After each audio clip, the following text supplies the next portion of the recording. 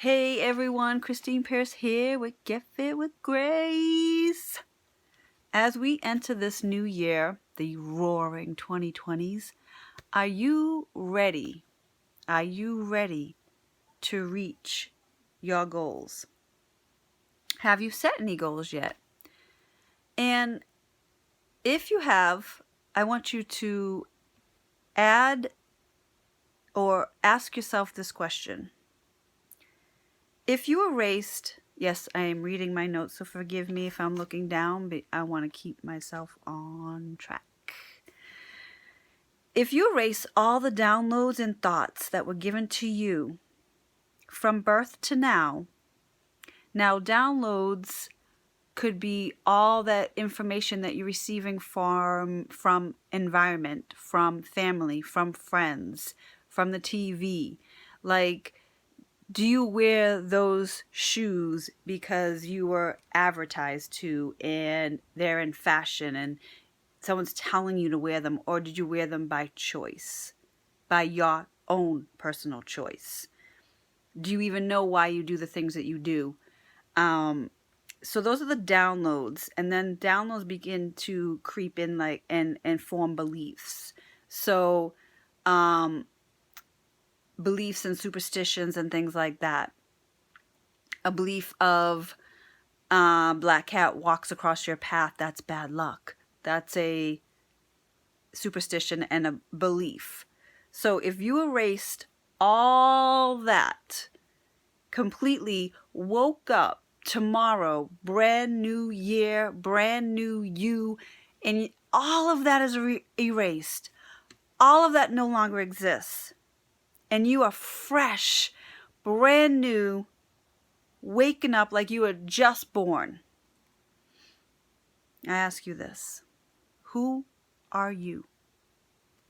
Who are you without your story? Who are you without the labels? Who are you with all that information that was given to you from birth to now? And then I ask you, who do you want to become? Who do you want to be? I ask myself these questions, these hard questions, when I was going on my own personal growth, because I was stuck in an industry for 15 years. I was in hairdressing, and for the last 10 years of that industry, I no longer wanted to be in that industry. But I didn't feel like I had, well, what am I going to do? You know, I just spent 15 years in this industry. What am I going to do? This is all I know right now. So I took a year off. I stopped doing hair. I took a year off, and I started to get to know me. And forgetting all those downloads, forgetting everything that I have learned about myself, forgetting all the labels. And I asked myself these questions. And they were the hardest questions I ever asked myself. Because before I feel like you can write down a goal and decide what you want for the new year, these questions are the toughest questions to ask yourself. Because are you starting that New Year's resolution because of what society deems a New Year's resolution is? Like, a lot of people start New Year's resolutions to become healthier, to stop eating junk food, to stop smoking, to start healthier habits. But that person thinks they have to do this. They think that's what they're supposed to be doing because of what society norms, the society's dictating to them what they desire to have. What if you're a person that hates working out? What if you're a person that hates eating healthy? So you start on this journey of a healthier you in your New Year's resolution. And in the past, if you started down that journey of health, did you ever stick with it? Think about it. did you fall back to your old habits? Because one thing I've learned along this journey, and with a lot of my clients that I've helped, one thing I've learned is the action to transform yourself by action doesn't work. It doesn't work. Because first, it has to come here. It has to come from your mind. Your mind, once you change your mind and discover who you really are, what your desires are, not based on what's fed to you by society and by society standards, by the environment, by what you see on the TV, by the news. Once you discover and ask yourself these hardcore questions, now you have the power in your mind to direct those thoughts to your desires. So, who are you? And now, who do you want to become for 2020? Who do you want to become? I challenge you, and again, I'm looking down because I'm reading my notes. Get Fit with Grace New Year's Challenge, GFWG for short.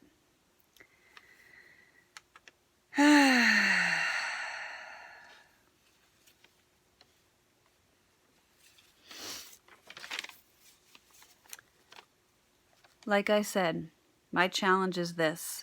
Before you think about changing your body, changing healthy eating habits, changing working out, or anything like that, I ask you to reflect.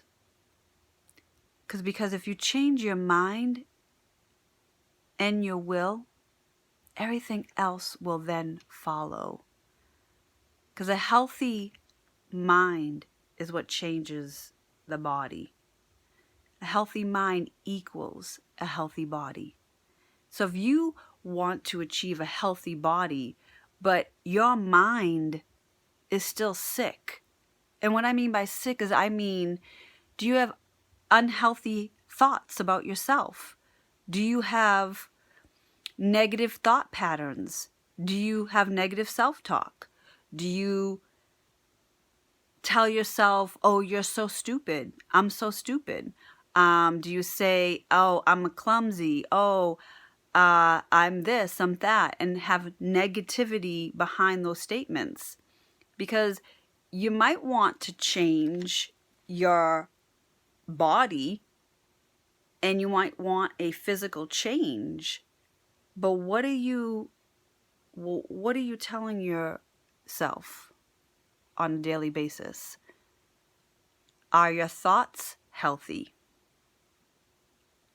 So my challenge is for you is this.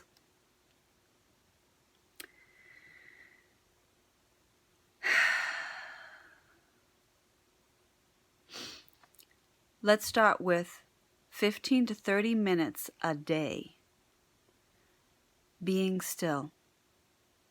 Just be still for 15 to 30 minutes a day. Don't move.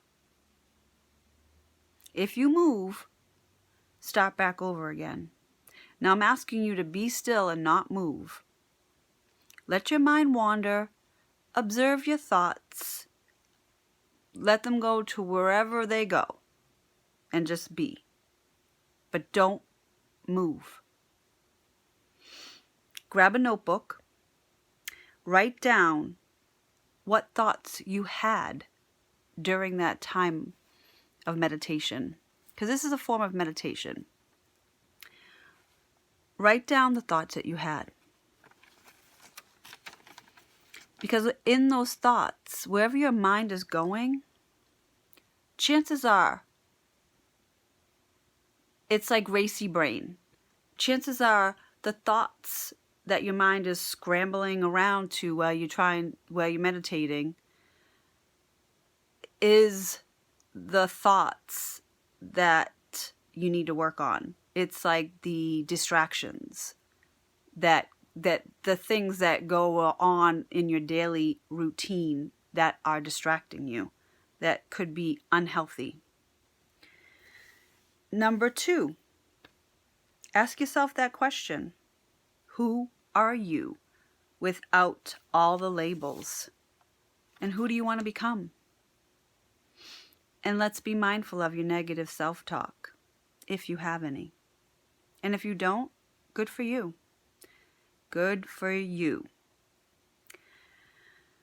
And let's get clear on your desires and write them down. And let's see, if you have a body goal and you want to change your eating habits, you want to live a healthier lifestyle, if you desire to eat healthier, let's focus on how you feel when you eat certain foods and why you eat them. So in order to do that, I highly recommend keeping a food journal. Yes, this can seem tedious, but I did this, and so I used to suffer with headaches. And I would back and forth into the doctors.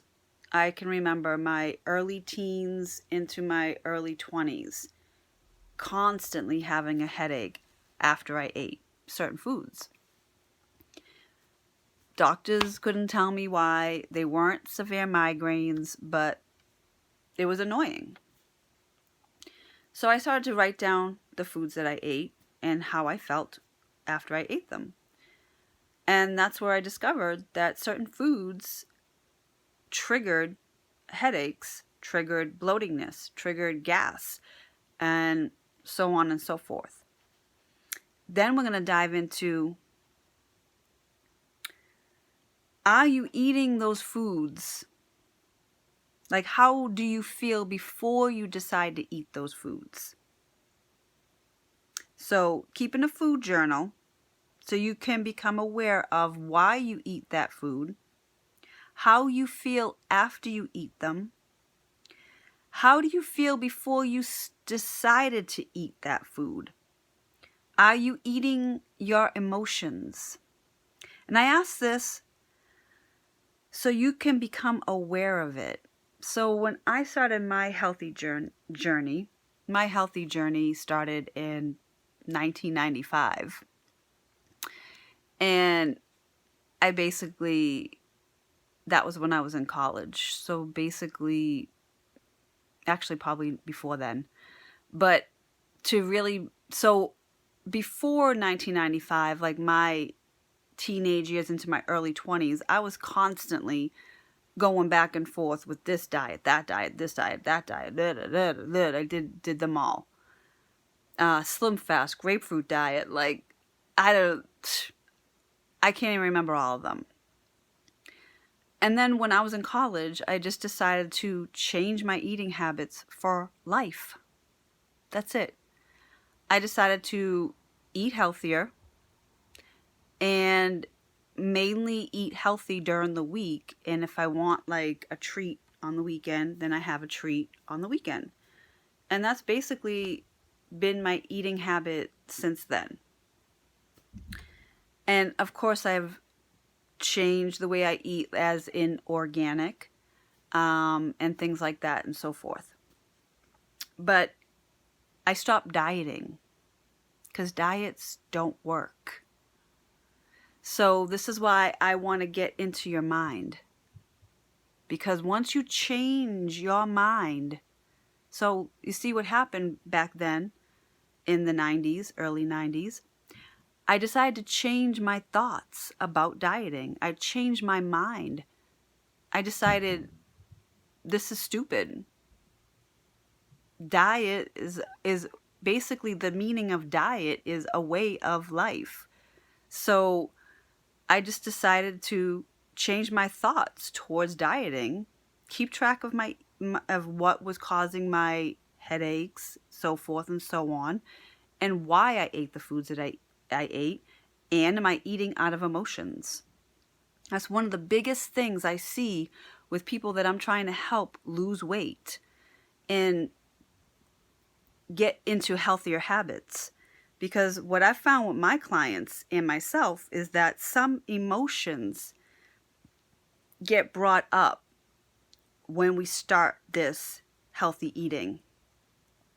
Emotions that have been buried by the food.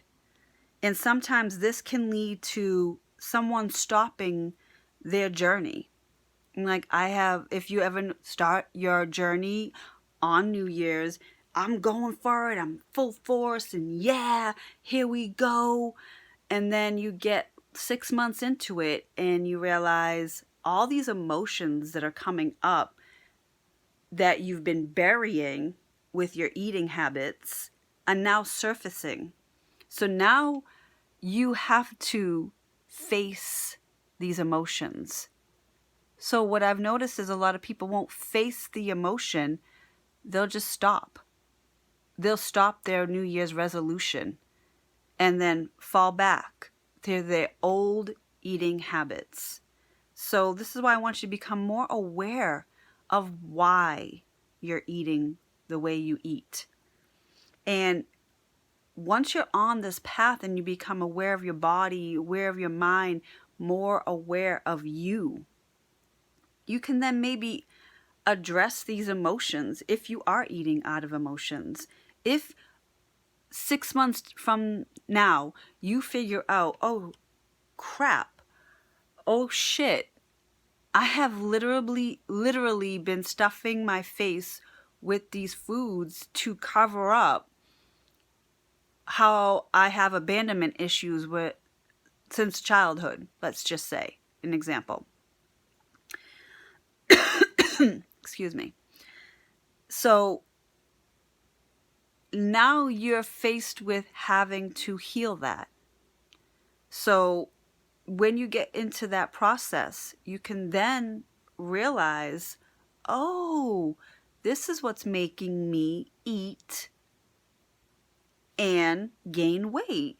I can attack or face my fear. I can face my emotions and work through them. So this is the reason why I'm asking you to keep a food journal. It has helped me emotionally. It's helped me discover ailments I had with food that food caused.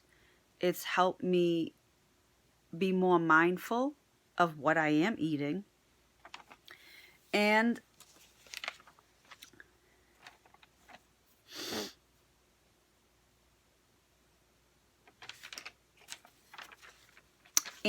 for your body. And then I want you to, how do you feel after you eat that food? Do you feel energetic? Do you feel tired? Do you feel bloating, gassy, etc.? Keeping a food journal is a great way to discover all of that. And if you can eliminate one item or one ingredient from your diet, I am going to recommend you eliminate high fructose corn syrup, or HFCS, and all artificial sweeteners. Yes, I understand that will require you to read some labels. So here's where you're going to have some work in these next 30 days. Here is the work that you're going to have to do. You're going to have to read labels a little bit. You're going to figure out what foods have artificial sweeteners and high fructose corn syrup. If you're eating any of those, eliminate them. Get them out of the habit of eating those ingredients.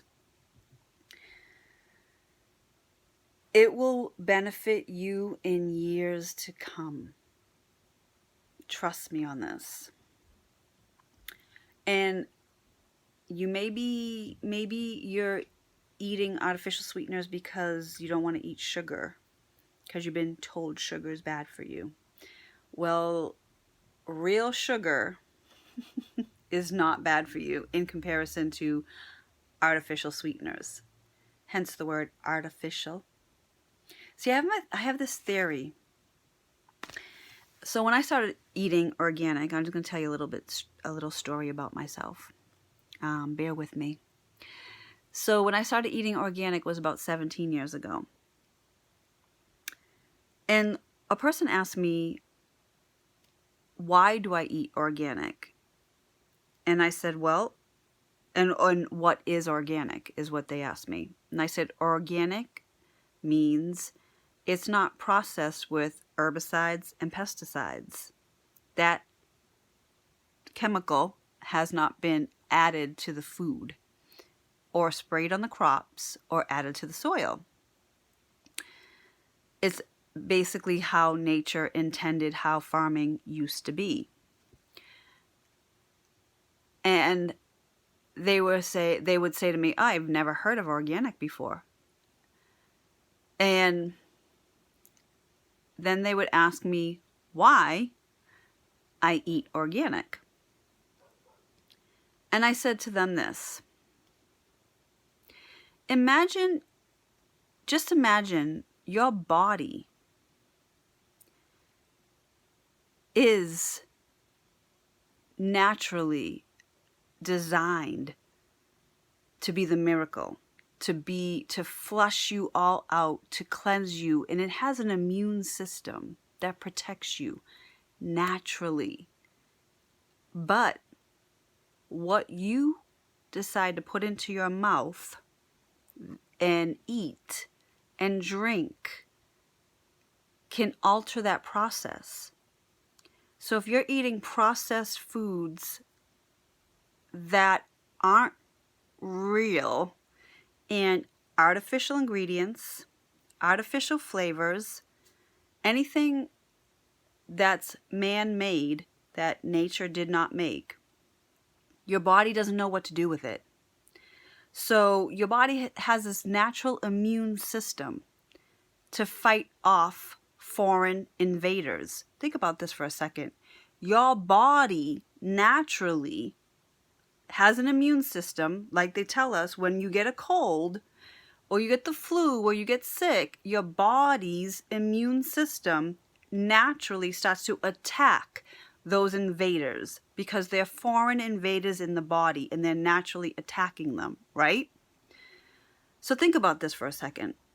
When you're eating artificial foods and artificial flavors and sweeteners and processed food,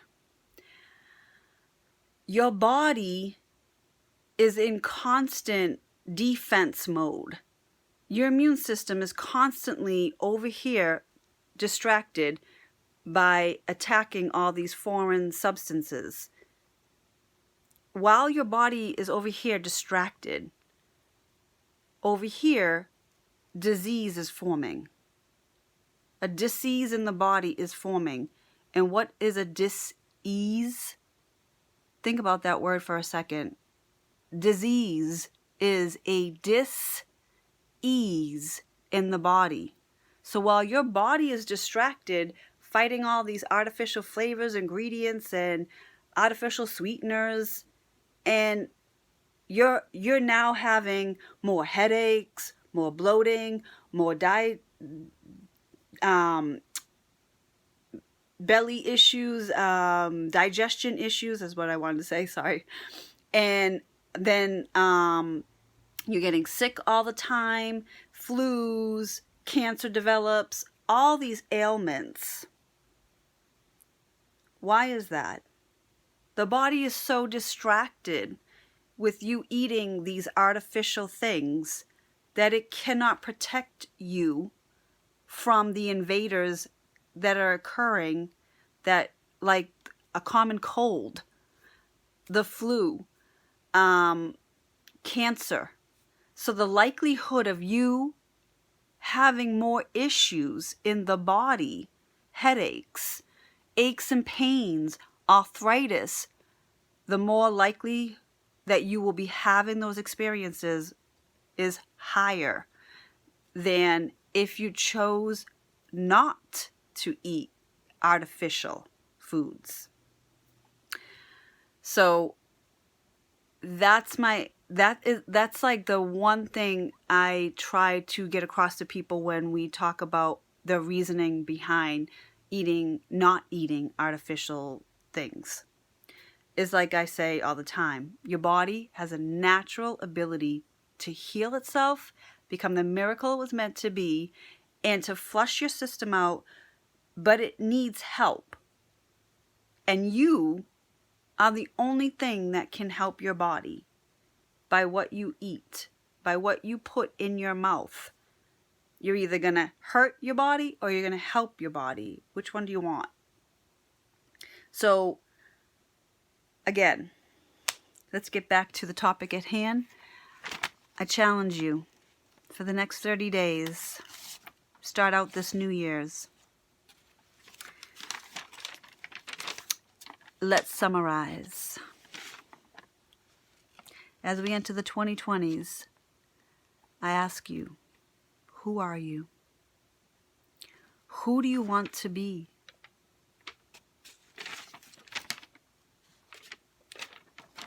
Be still.